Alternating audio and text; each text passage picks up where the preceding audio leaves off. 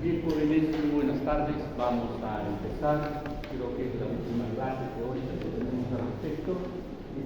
Bien, lo que vamos a hablar hoy día es acerca de fármacos que van a afectar la motilidad uterina, un tema que lo verán en el futuro muy relacionado con sus cursos de ginecología y concretamente con lo que es obstetricia. Bueno, los fármacos que afectan la motilidad uterina pueden hacerlo ya sea estimulando, lo que llamamos oxitóxicos o uterotónicos, y también disminuyendo la misma, lo que se llama tocolisis. Ambos van a tener aplicaciones importantes y, bueno, conforme vayamos desarrollando el tema, vamos a ir comprendiendo un poquito mejor. Para ello, entonces, lo que tenemos preparado para hoy día, dentro de las generalidades, vamos a revisar un poquito de fisiología, básicamente de lo que es el PAC, que es la aplicación directa de estos fármacos que tenemos hoy día que revisar.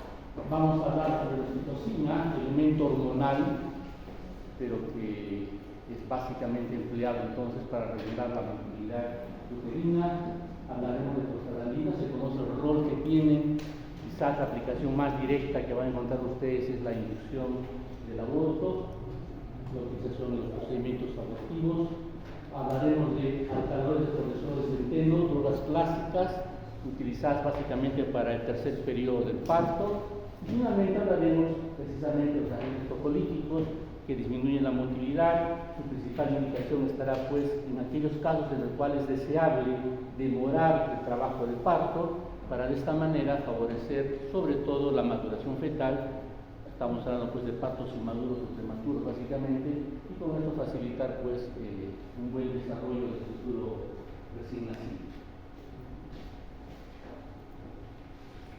Bien, más o menos los cambios que se dan a nivel del músculo uterino.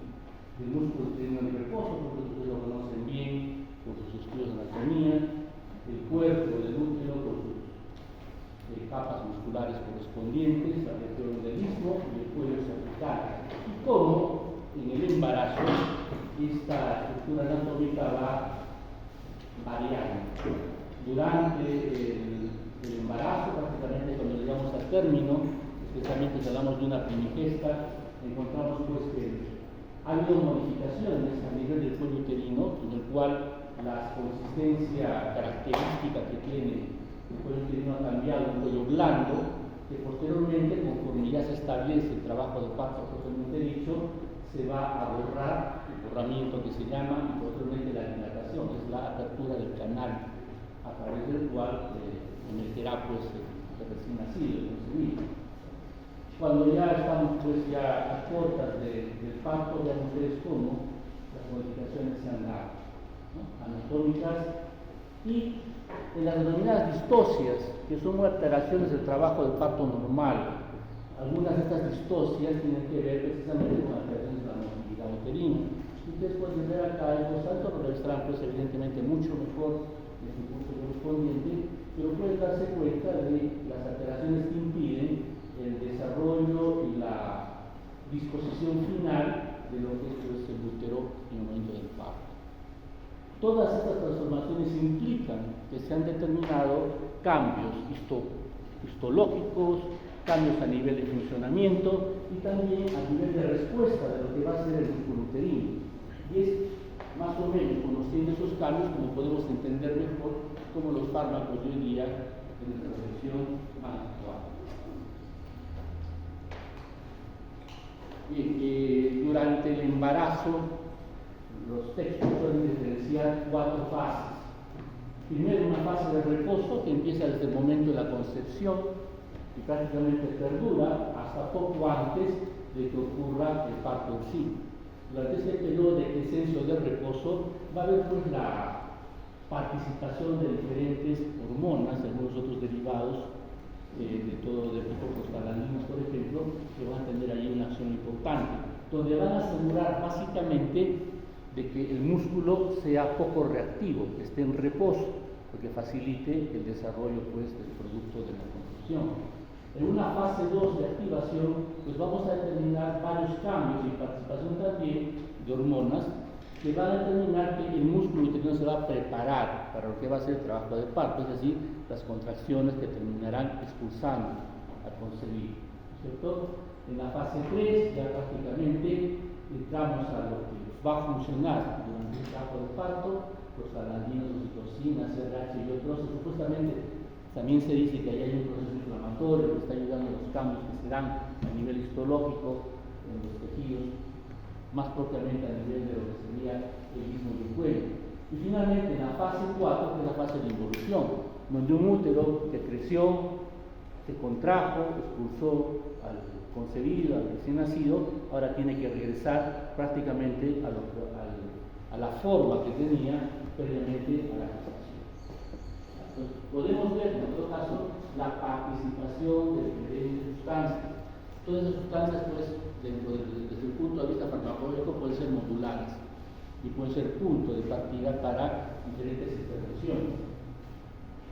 Hablando ya desde el punto de vista propiamente de lo que es el parto, encontramos nosotros estas 4 fases.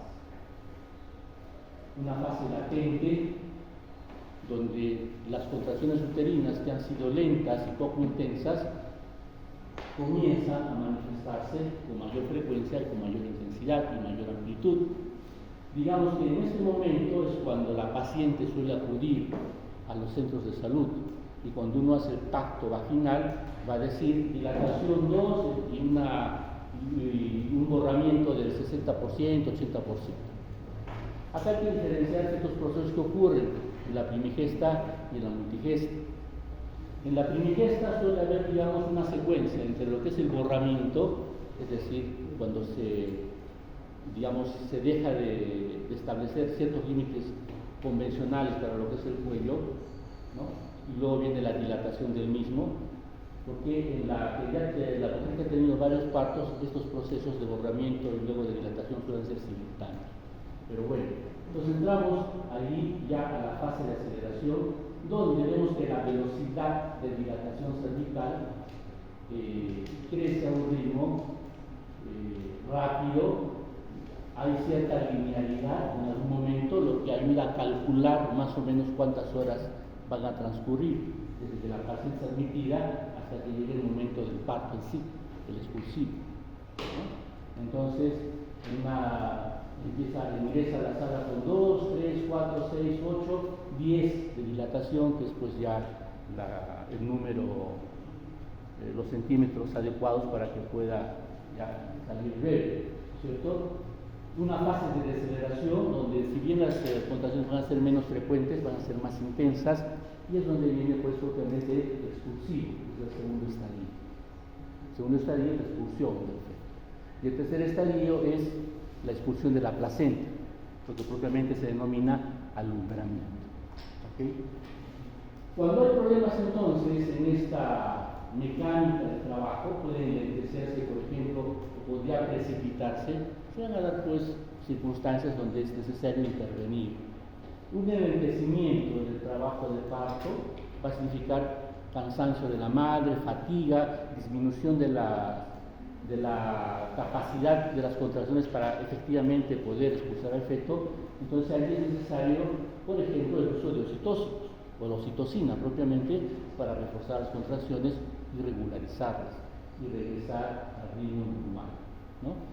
Si eso no fuera posible, pues evidentemente puede existir una razón adicional, y al no poder conducir, porque hablamos ya de una conducción del parto en este momento, no poder conducirlo adecuadamente, de repente la decisión es pasar a una cesárea, ¿no?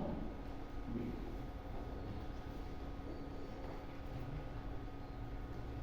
Diferencias en cuanto al tejido muscular uterino. En un tejido en reposo, podemos ver acá las células musculares lisas, se encuentran dispuestas sin mayor conexión entre ellas y no muy interrelacionadas. Cuando llega o avanza el parto y comienza ya a actuar los diferentes agentes que van a permitir facilitar el trabajo correspondiente, las contracciones correspondientes, vemos por otro lado que se establece una alta conectividad entre las diferentes células musculares lisas a través de conexiones, o sea, elementos que permiten la conexión citoplasmática entre las células musculares vecinas. Los conexones están conformados por unidades a la enzima 43. Conforme avance el parto y se va a llegar ya a la parte final del mismo, después de la parte final del mismo, las conexiones son, pues, como ustedes pueden darse cuenta, bastante numerosas. Y por otro lado, va a haber una expresión mayor no solamente de la enzima 43, sino también de receptores para oxitocina y también para fabricar prostaglandinas. Va a haber también la posibilidad de facilitar el ingreso de calcio. Todo esto conduce a que finalmente a una mayor contractilidad. Aquí lo podemos apreciar también en estado de reposo y en estado de contracción. Reposo-relajación. Vemos la existencia de receptores a nivel de la célula muscular lisa uterina. Aquí están simbolizados los receptores para gonadotropina, para beta-2 receptores adrenérgicos o simpaticomiméticos, de otra manera, para prostaglandina.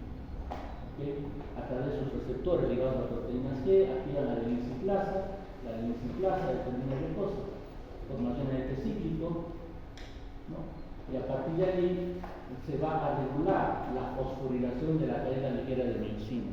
Todo lo que significa elevación de ATP cíclico significa que se va a activar la fosfatasa, en otras palabras, se va a desfosforilar la cadena ligera de miosina y de esa manera entra en relajación.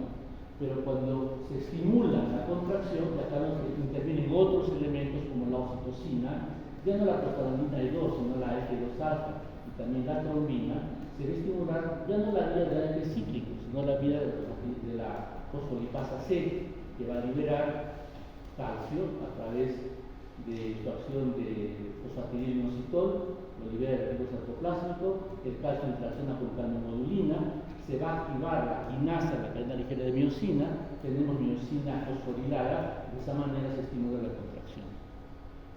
Entonces va a variar aquí la manera en que en cada momento participan diferentes receptores, diferentes mediadores, de forma tanto hormonal como paraclínica, y de esa manera se determina la actividad correspondiente. Un poquito más de detalle simplemente. Acá tenemos una célula muscular lisa uterina en reposo, está básicamente hiperpolarizada y por lo tanto refractaria a cualquier estímulo que determine contractilidad. En cambio, la célula en estado de contracción está más bien despolarizada en estado excitatorio. Y podemos ver allí los diferentes elementos que van a participar en ese estado de contractilidad. Podemos repetir, oxitocina, proteína F2-alfa, ¿no? Los canales de calcio regulados por hígado también van a participar. Acá va a tener una interacción importante, más de un agente farmacológico, o canales de calcio regulados por voltaje. Acá son regulados por ligando, acá regulados por voltaje, o sea, el grado de polarización de la membrana determina la activación del canal. A su vez, el papel del tejido cytoplásmico también tiene un rol importante. Entonces, vemos que hay diferencias importantes. En todas ellas, pues evidentemente, es posible la modulación farmacológica. Y dentro de los diferentes fármacos se van a tener en este sentido estimulación. En primer lugar, tenemos que mencionar, dijimos a la oxitocina. La oxitocina es una hormona, ¿no es cierto?, producida en los núcleos del hipotálamo y almacenada en el lóbulo posterior de la hipófisis. A partir de allí se va a liberar bajo ciertos estímulos. ¿Qué estímulos? La distensión del cuello uterino, producto de la dilatación propia en el trabajo de parto, y también cuando el producto comienza a bajar por el canal del parto. Eso ayuda a que haya una mayor liberación y por lo tanto una actividad correspondiente a la oxitocina. La acción sobre las paredes vaginales, de igual manera, conforme el concebido va descendiendo, va también produciendo distensión en las paredes vaginales. Finalmente, la lactancia.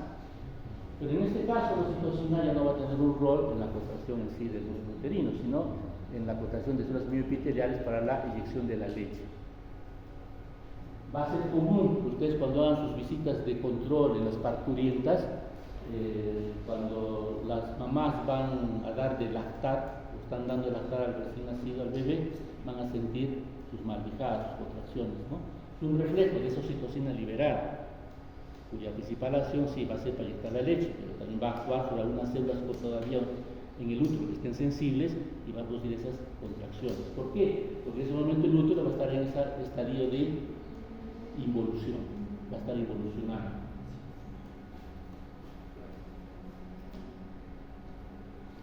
La situación es un monapéptido. Acá lo interesante es ver la similitud que tiene con la ADH, la arginina vasopresina, monoantidiurético, con unos otros elementos farmacológicos. Pero básicamente esto, ¿por qué? Como ustedes también van a ver de que una forma de disminuir la motilidad uterina, de dar reposo al útero, es hidratando al paciente, ¿no? ¿Y esto por qué? Porque allí, en base a la hormona antidiurética, podemos encontrar algunas actividades. Así entonces,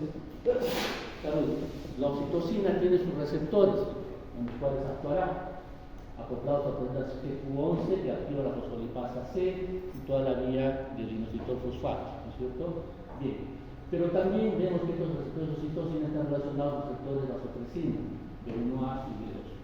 Y a partir de allí podemos encontrar algunas relaciones cruzadas que eventualmente son utilizadas en la clínica. La oxitocina regula propiedades contráctiles y también regula la producción de prostaglandinas. Las prostaglandinas involucradas en la contracción, la F2A, básicamente.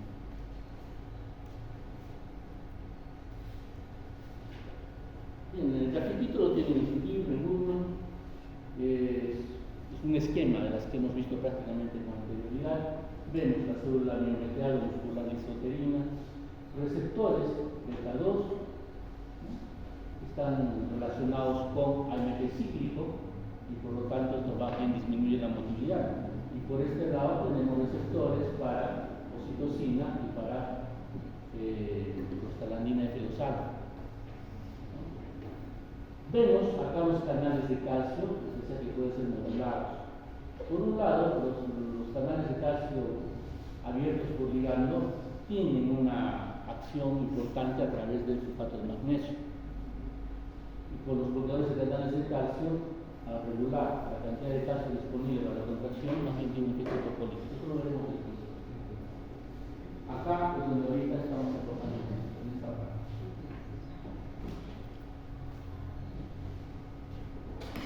Bien, la oxitocina, desde el punto de vista farmacodinámico, entonces, estimula la frecuencia y potencia de contracciones uterinas. Cuando ustedes evalúan, digamos, el trabajo de parto de su paciente, no solamente evalúan la frecuencia, van a evaluar la intensidad de la contracción, y esto va a estar en base, cuando ustedes palpan, la dureza que van a palpar en el útero, ¿no? Bastante notorio. Aclarando de una manera conversamos esto. En el aparato cardiovascular no hay mayor efecto, pero bajo ciertas circunstancias puede haber vasodilatación, lo que puede disminuir la presión arterial. Esto pues, lo observaremos cuando las infusiones que puedan proporcionarse de oxitocina en una paciente fueran pues demasiado elevadas. La dosis, digamos, rebasa los límites superiores. No se descarta que la oxitocina tenga un papel en el sistema nervioso central como neurotransmisor en ciertos lugares de recompensa y placer, sobre todo. Pero escapa desde el punto de vista farmacológico en este momento. Bueno. La farmacogenia es relativamente sencilla. Siendo un nonapéptido, no lo podemos dar por vía oral, ¿no? Porque las enzimas digestivas del estómago e intestino lo van a degradar. Entonces la distribución la administración es por vía parenteral. Puede aplicarse por vía intramuscular, lo común es hacerlo por vía endovenosa. Poco unido a proteínas plasmáticas, el metabolismo a través de una aminopeptidasa denominada oxitocinasa. Y en el caso del embarazo, el origen placentario es la principal forma. La vida media es breve, por lo tanto, la administración de la oxitocina, repito, suele hacerse en infusión y se regula el goteo, y en base a esa regulación del goteo uno va regulando la frecuencia y la amplitud de las contracciones uterinas, ¿no? En caso de que haya exageración de las mismas, se disminuye el goteo. En caso de tener suficientes, se aumenta el goteo, y así se va regulando.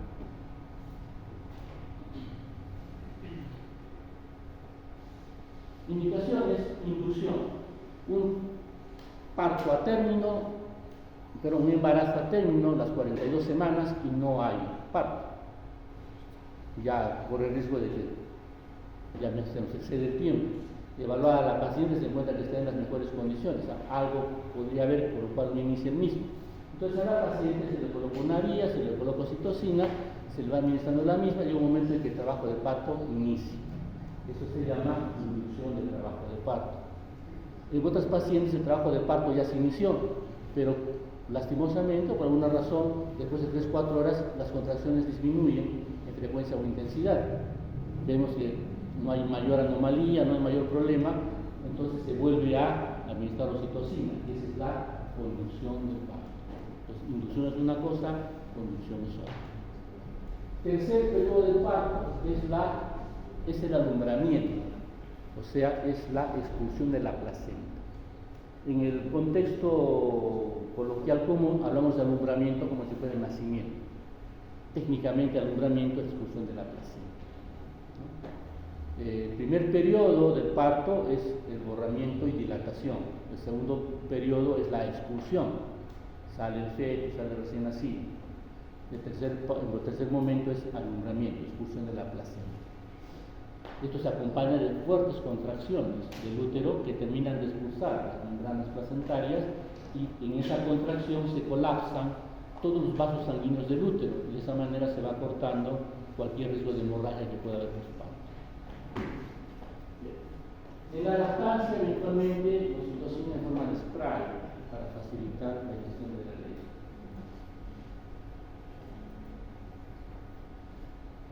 La oxitocina, si bien es un medicamento natural, tiene sus contraindicaciones, ¿no?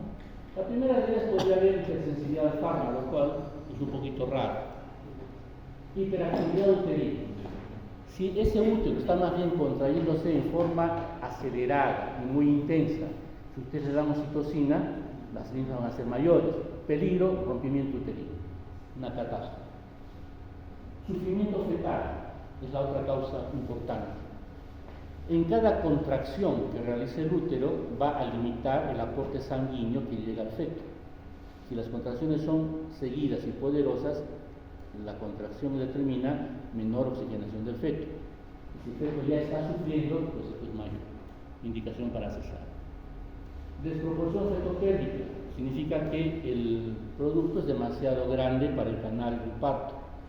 Por mucho que empujen no va a salir y más bien se van a generar problemas. No se aplica en estos casos y más bien pasa a cesar. Presentación inadecuada del feto, de igual manera. Lo normal es que nazca de cabecita, ¿no es cierto? Pueden nacer de pies.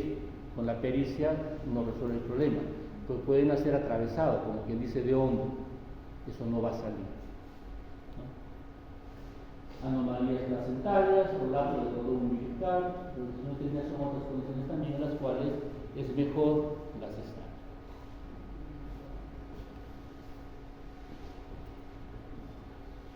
Efectos indeseables de la oxitocina, sobre todo cuando se administra pues, en cantidades elevadas, náuseas y vómitos. Lo dejamos de lado. Hipotensión de corta duración, dijimos, porque puede producir cierta vasodilatación. Intoxicación hídrica con altas dosis de oxitocina y de electrolitos. Lo común es dar, por ejemplo, la oxitocina en suero glucosado, en glucosa al 5%. Es agua, ¿no es cierto? Ustedes saben, administrar dextrosa 5% de glucosa es agua, porque la glucosa se metaboliza y queda agua. En cambio, cuando uno administra solución salina, hay todavía cierta isotonicidad y se mantienen las relaciones osmóticas. Entonces, si uno administra, como suele ser, la oxitocina con dextrosa 5%, estamos pensando con agua, por lo tanto, el resto de la solución hídrica puede ser importante si acaso no vigilamos la cantidad de líquidos administrados. La sobredosis puede ocasionar todos los problemas que hemos mencionado cuando sobre un útero que está sobreestimulado lo estimulamos más todavía. Aceleración del parto, asfixia fetal, obesidad, etc. Presentación, la más común es la no. Ahora todo viene en medicación genérica, no hay mayor problema. Bien, las prostaglandinas. Desde el punto de vista fisiológico, la F2-alfa, por su actividad contráctil, la PG2 también por actividad de relajación, son importantes. Estas prostaglandinas tienen derivados que son utilizados farmacológicamente. Misoprostol es uno de los más conocidos, se asocia a antiinflamatorios. ¿Por qué? Porque la prostaglandina E1 está relacionada con qué? La prostaglandina E1 está relacionada con los factores de protección a nivel gástrico. Los antiinflamatorios, ustedes saben, por concepto general, son los progresivos, asociados al misoprostol, bueno, alivian un poquito la gastritis por aire. Pero, en el caso de la mujer, en edad fértil, el uso del misoprostol obliga a que haya la certeza de que no está gestante. De lo contrario, ustedes pueden inducir el aborto. Minoprostol, DPF2, prometamina carboprost, DPF2A. Prometamina carboprost muy utilizado en protocolos para inducir el aborto. Además de las acciones en el miometrio, que son, digamos, con cierto margen relativamente constantes a lo largo de los 3 trimestres del embarazo. Esto para diferenciarlo, por ejemplo, de la oxitocina. La oxitocina, si ustedes quisieran, por ejemplo, aumentar actividad uterina en el primer trimestre del embarazo, no van a tener mayor efecto. ¿Por qué? Porque los receptores de oxitocina comienzan a expresarse básicamente en el último trimestre, previo al parto, ¿no? Entonces, la respuesta en esos momentos va a ser diferente. En cambio, los prostaglandinas tienen una expresión más constante durante el embarazo de los receptores, por lo tanto, esta opción no va a ser tan diferenciada. En el cuello uterino, las prostaglandinas favorecen la maduración del mismo. La maduración del cuello uterino significa una serie de cambios que se dan que van a favorecer ese borramiento y posterior dilatación del cuello uterino. Cuando ustedes hagan sus cursos y les digan, cuando hagan el tacto vaginal y toquen el cuello uterino, la consistencia es cartilaginosa, lo simulan mucho con la dureza de la nariz. Ya está operada o no operada, más o menos, es la consistencia de un cuello uterino no embarazado. Un cuello uterino de una mujer gestante tiene una consistencia blanda, mucho más blanda. ¿Y eso qué significa? Que ha variado la composición del tejido conectivo correspondiente. Estos cambios que se dan en protoglucanos y colágeno significa que a lo largo, normalmente, de la gestación, esa serie de cambios progresivos que se van dando es para facilitar los fenómenos de dilatación y borramiento, y dilatación. Las prostaglandinas, entonces, expuestas localmente, ayudan a que esos se den rápidamente. Cuando ustedes revisen protocolos de inducción de aborto, entonces van a ver cómo se colocan tallitos, se colocan, ¿no? Elementos que tienen prostaglandinas. Lo más sencillo es colocar óvulos, y eso hace que de un día al otro madure el cuello y facilite los procedimientos correspondientes.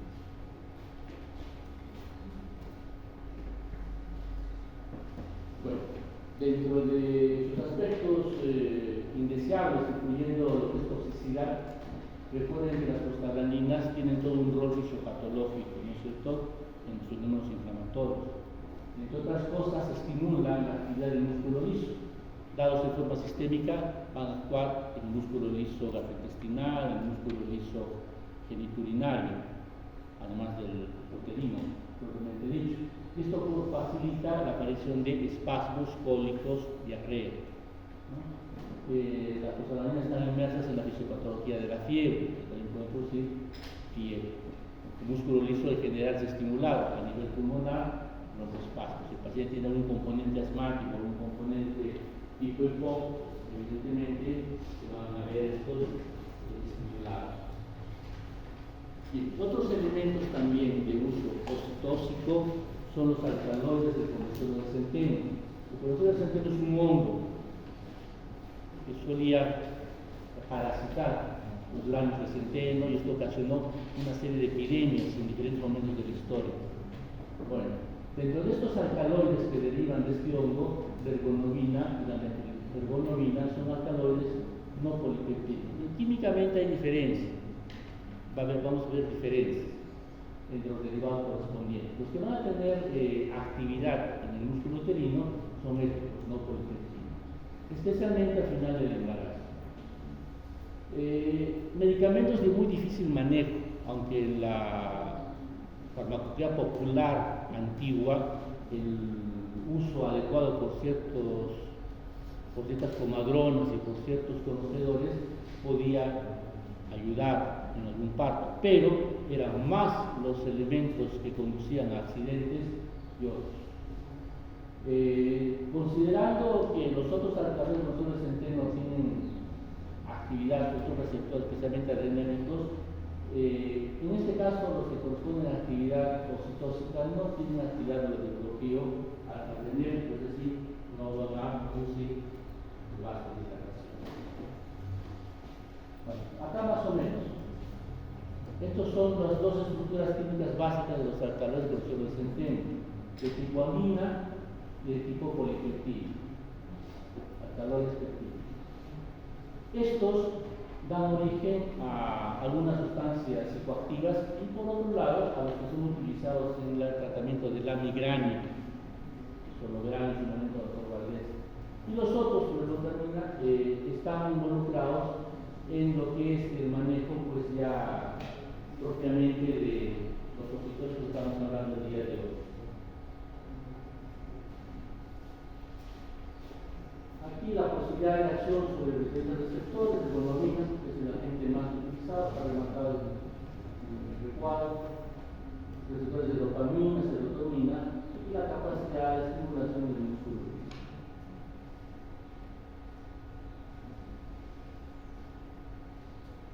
La glutamina, repito, se utiliza para las jaquecas, las migrañas, tiene un componente también músculo uterino, pero a nivel de reserva de nuestro es un comportamiento diferente.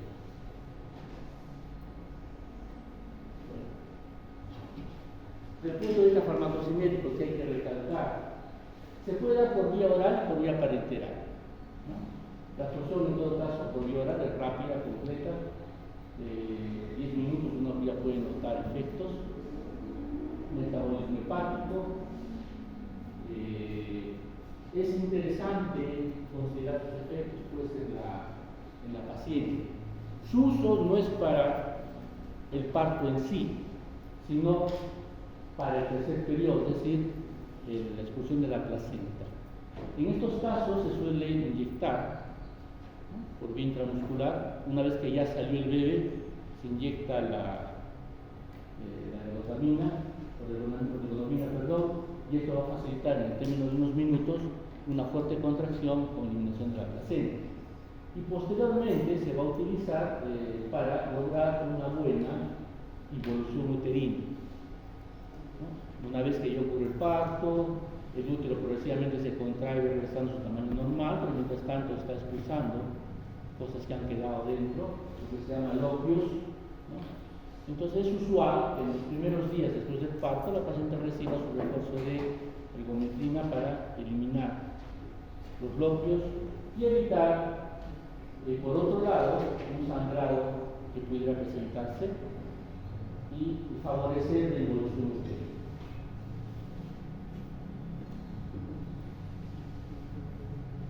Los efectos secundarios, que son relativamente comunes, el dolor abdominal, puede haber náuseas y vómitos, sobre todo cuando la paciente es muy sensible y las dosis, en este caso, puedan resultar un poco excesivas. Posible reducción de la leche materna. Este es uno de los detalles que a veces uno hace que evite el uso de estos derivados en la paciente posparto. Pero a veces la contraparte, ¿no?, de sangrado puerperal, de una mala eliminación de loquios, hace que de todas maneras tengamos que administrar. Teóricamente es superable conforme el niño succiona y eso facilita la eyección, ¿no? Pero eventualmente en esa primera semana que este método se utiliza pueda significar el uso de un suplemento en la alimentación del bebé recién nacido. ¿Cuándo está contraindicado? Pues evidentemente cuando hay embarazo, ¿no? La primera contraindicación. La primera y segunda etapa del parto. ¿Por qué? Porque las contracciones que puede generar pueden ser muy intensas, demasiado intensas y no se pueden controlar, a diferencia de la oxitocina, que uno regula el goteo y lo hace, ¿no? En este caso no. Y por lo tanto no se puede utilizar, y menos todavía si el feto o el recién nacido o el concebido no está en la posición adecuada. Una tragedia, por ejemplo, podría ser utilizar de mala manera estos medicamentos en una presentación de pie, sí, una presentación de pies. ¿Por qué? Porque puede haber retención de cabeza último. Es decir, sale el cuerpito del bebé pero no sale la cabeza y el útero está todo contraído. Es una tragedia. Entonces, se va a recordar que por qué no se debe utilizar en estas etapas de parto. Hipertensión severa debido a que puede tener un papel, ¿no? Ya no vasodilatador, sino más bien angiospástico. Trastorno vascular oclusivo por la misma razón. ¿No? Consideraciones a nivel vascular puede ser interesante o importante tener las presentaciones, los medicamentos de marca comunes sean de Demotrate y de no sé si bien, ahora pasaremos a hablar brevemente de los agentes tocolíticos, que hemos visto tienen mucho que ver, por ejemplo, con aquellos que van a promover a AMP cíclico o GMP cíclico. Entonces, por un lado tenemos beta-adosandrogenéticos, los números que ustedes revisarán el próximo año para todo lo que es farmacología respiratoria, como salbutamol, por ejemplo, elemento utilizado para las crisis asmáticas. Se utilizaba la ritodrina como elemento, digamos, casi específico para lo que era indicación obstétrica, pero la ritodrina ya fue retirada del mercado. Los AINE también pueden ser utilizados, debido a que, como disminuyen la formación de prostaglandinas, disminuyen sustancias que van a tener un efecto contráctil, ¿cierto? Sulfato de magnesio, dijimos ya, va a tener un papel regulador en los canales de calcio, bloqueadores de canales de calcio, calcio antagonistas, es fácil entender cómo se actúan. El atosiban es un antagonista del receptor de oxitocina. En los últimos años se ha recibido mucho factor en contra, por lo tanto ahora su utilidad es muy limitada. Finalmente tenemos los donadores oxionítricos, que ustedes saben producen relajación muscular lisa. Los donadores oxionítricos están muy relacionados con la activación de GMP cíclico. Regresamos a la teoría.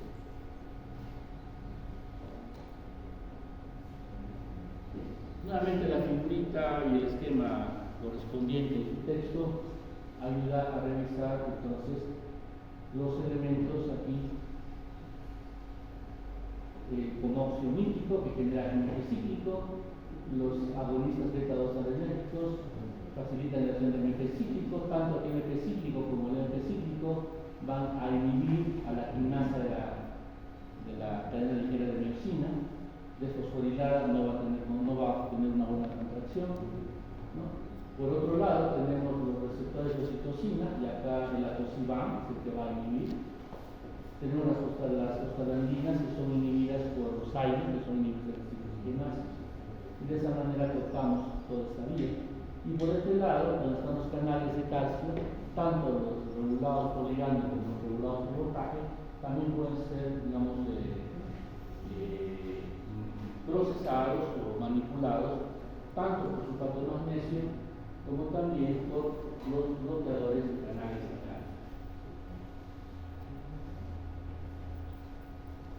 Bueno, la siguiente tablita les va a ayudar a ustedes sobre todo a evaluar efectos iniciables, los que pueden darse tanto en la madre como en el feto o neonato, ¿cierto?